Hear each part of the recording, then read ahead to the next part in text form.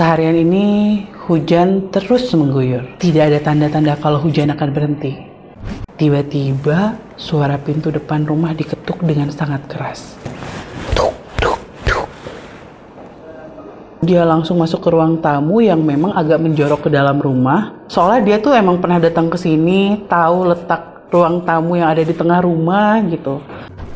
Kemudian mengangkat kepalanya, menatap ke arah saya, dan dia tersenyum kecil. Perasaan merinding tuh langsung menguasai tubuh. Tubuh tuh rasanya kayak gak punya tulang, tersungkur ke lantai, dan kepala saya tuh penuh dengan pertanyaan.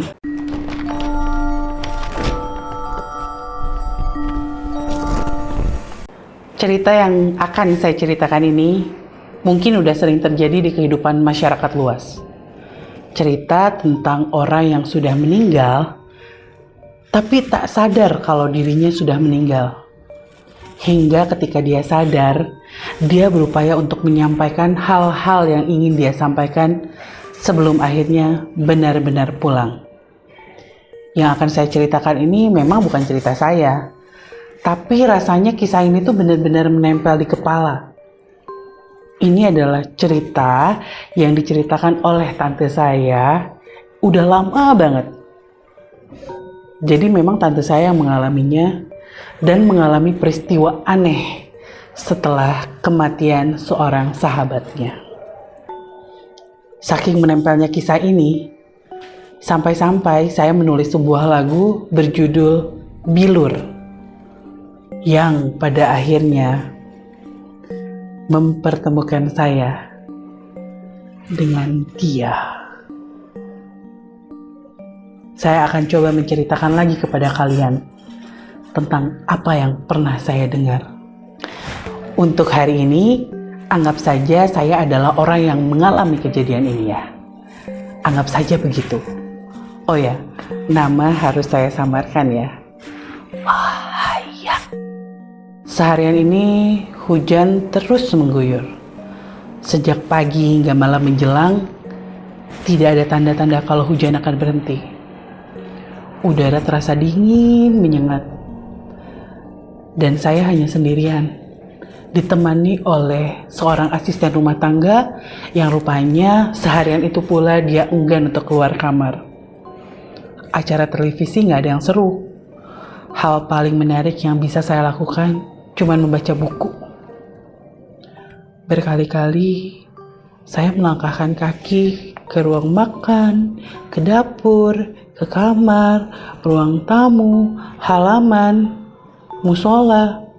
Begitu dan begitu terus. Sampai rasanya bosan sekali. Maklum, zaman dulu itu belum ada kehidupan yang ramai seperti sekarang atau tempat tujuan untuk menghilangkan rasa bosan. Sebenarnya bisa aja sih saya manggil asisten rumah tangga untuk menemani mengobrol. Tapi ya sudahlah, dia kayaknya lagi me time, gak mau diganggu. Malam sudah terasa semakin larut. Tetap saja, saya merasa jadi orang yang paling tidak berguna karena tak berhasil menciptakan sesuatu yang seru. Saya bukan orang penakut, hanya saja suasana hujan tanpa henti ini membuat saya cukup senewan seharian. Membaca buku beres, jalan-jalan ke sana kemari sudah. Sekarang apa lagi ya? Saat asik melamunkan kegiatan yang harus saya lakukan, tiba-tiba suara pintu depan rumah diketuk dengan sangat keras. Tuk, tuk, tuk. Siapa? Saya bertanya dari dalam dengan suara yang agak keras. Gak ada jawaban. Malas-malasan saya langkahkan kaki ke depan dengan rasa cukup penasaran. Karena perasaan sih gak janjian sama siapa-siapa. Lagian orang rumah ini juga hampir semuanya lagi pada keluar kota. Siapa yang datang ya? Duk, duk, duk. Suara pintu digedor lagi. Lebih kencang dari sebelumnya. Siapa? Tidak ada jawaban. Iya, sabar, tunggu bentar. Saya kembali berteriak. Saya bukakan pintu. Oh, Sari, ayo, ayo, sini masuk, masuk, masuk. Jangan hujan-hujanan, sini masuk. Teman saya yang namanya Sari itu tengah berdiri di depan pintu. Kaget sih, apalagi dengan keadaan dia menggigil, rambut basah terurai, dan kayaknya tuh saya udah lama banget gak ketemu dia. Lagian sebenarnya kita tuh nggak deket-deket banget, cuman pernah kenal aja gitu. Selewat di kampus waktu dulu sama-sama kuliah. Sari bergegas masuk, mendahului saya. Aneh, karena seingat saya sih dia nggak pernah datang ke rumah saya sebelumnya. Tapi dia buru-buru masuk, dia langsung masuk ke ruang tamu yang memang agak menjorok ke dalam rumah, dan duduk di kursi. Soalnya dia tuh emang pernah datang ke sini, tahu letak ruang tamu yang ada di tengah rumah gitu. Tapi ya udahlah gitu. Ya, seenggaknya ada temen dan penasaran juga dia mau ngapain ke rumah saya malam-malam. Ya udah saya ikutin dari belakang. Terus tanpa mikir panjang saya langsung menyiapkan teh hangat dan ngambil handuk. Nyamperin Sari. Sar, ini nih keringin badannya, kasihan. Karena saya lihat badannya tuh menggigil dan basah kuyup. Saya kasihin teh hangat di depan kursi dia dan di situ tuh saya baru sadar bahwa Sari sedang hamil gede. Sampai saya agak kaget itu. Sar, lagi hamil gede kamu? Kapan nikahnya kok nggak ngundang-ngundang?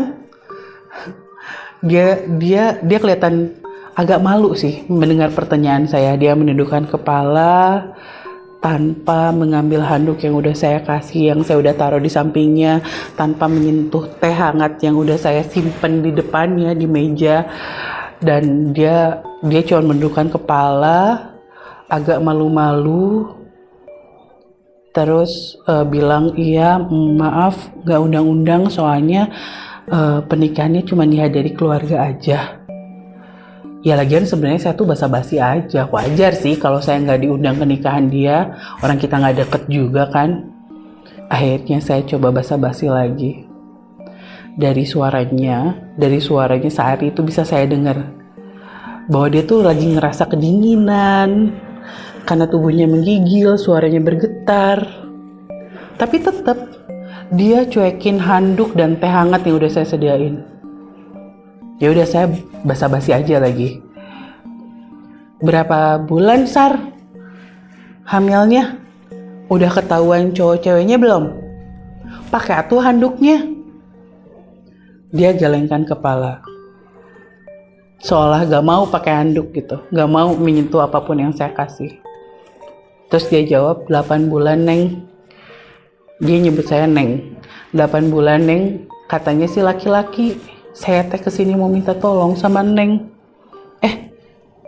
Minta tolong apa Sar? Saya kaget kan. Sok ayo kalau bisa saya bantu ya udah saya akan bantu banget. Tapi apa minta tolong apa Sar?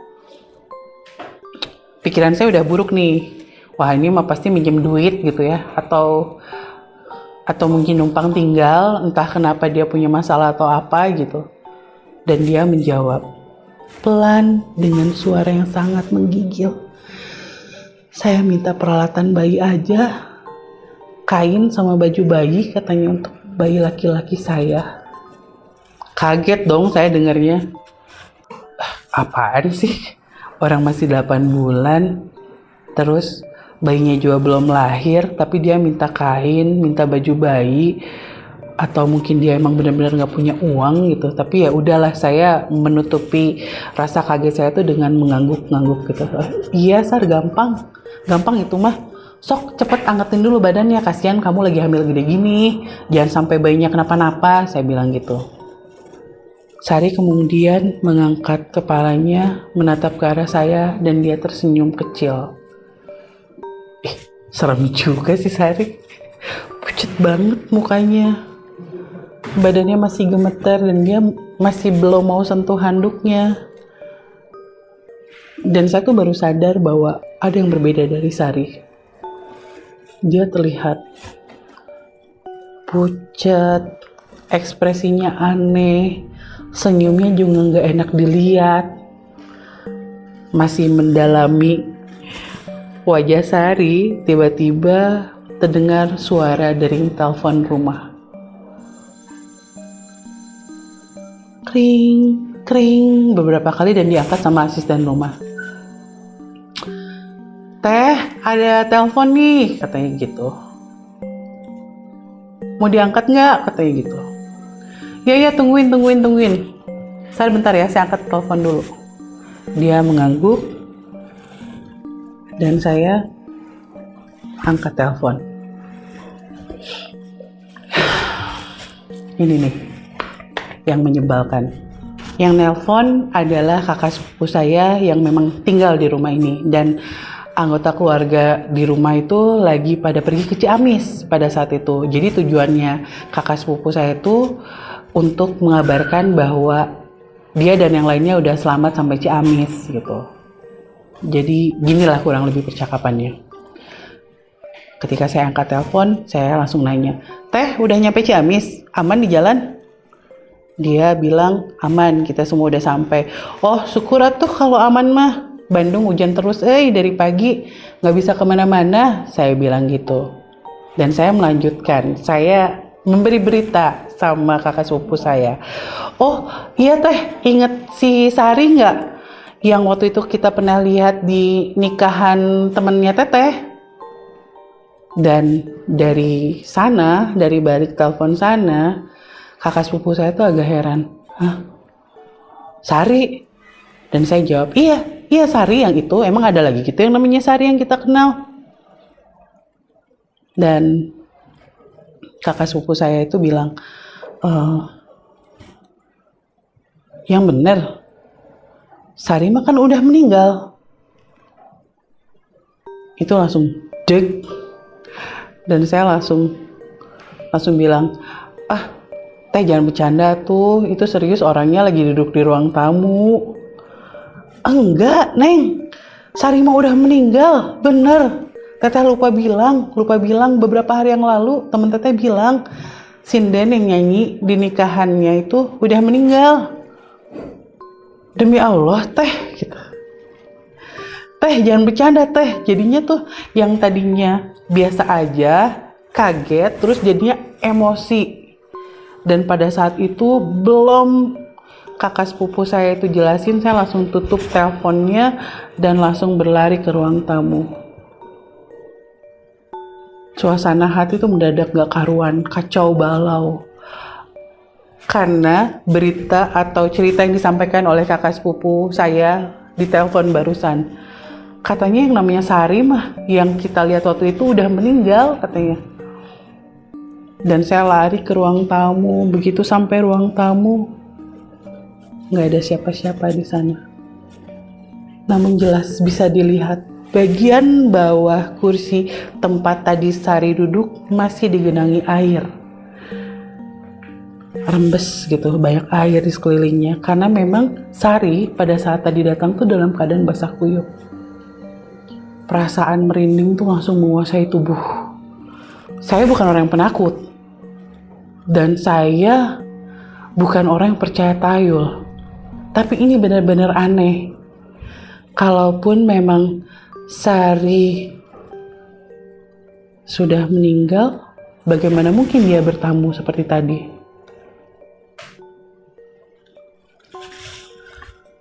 Wah, ini nggak beres. Saya harus mastiin bahwa Sari ini tuh masih hidup, orang beneran. Saya langsung ingat teman kuliah saya langsung telepon, lari lagi saya ke ruang telepon rumah, saya telepon salah satu teman kuliah saya dan nanyain. Namanya waktu itu Iwan. "Halo, Iwannya ada?" Karena pada saat itu kan belum ada handphone dan lain-lain. Benar-benar komunikasi tuh pakai telepon rumah. "Halo, Iwannya ada?" Dan bener ternyata yang ngangkat tuh adalah Iwan. "Wan, sehat? Ini Neng, masih inget nggak? Maaf ya telepon tiba-tiba Wan, punten pisan. Saya mau nanya sesuatu Wan." Dan Iwan langsung menyambut gitu, dia tahu saya dan iya ada apa Neng? Ini mau nanya, si Sari yang sekampus sama kita teh bener udah meninggal?" Dan jawaban Iwan kembali mengejutkan saya. Dia bilang, iya, beberapa hari yang lalu Sari meninggal dalam keadaan hamil 8 bulan katanya. 4 hari yang lalu. Saya nanya kenapa, di mana. Iwan bisa menjelaskannya dengan detail. Saya langsung tutup gagang telepon. Tubuh tuh rasanya kayak gak punya tulang, tersungkur ke lantai. Rasa merinding tuh kian menjadi. Dan kepala saya tuh penuh dengan pertanyaan. Jadi yang tadi datang itu udah meninggal? Kalau Sari udah meninggal, yang tadi siapa ya? Hantunya Sari gitu atau gimana? Dalam keadaan rasa takut, bingung, tiba-tiba tercium bau dupa yang sangat menyengat, bagai langsung menusuk ke hidung, membuat saya terpaku lama, sangat lama. Hingga akhirnya setelah mendengar cerita seperti itu, bertahun-tahun yang lalu, ketika saya mulai menulis buku, menulis lagu, saya menulis sebuah cerita tentang Sari berjudul Bilur. Dan perempuan ini memberikan sepenggal lirik untuk lagu Bilur. Kalian harus dengerin sih.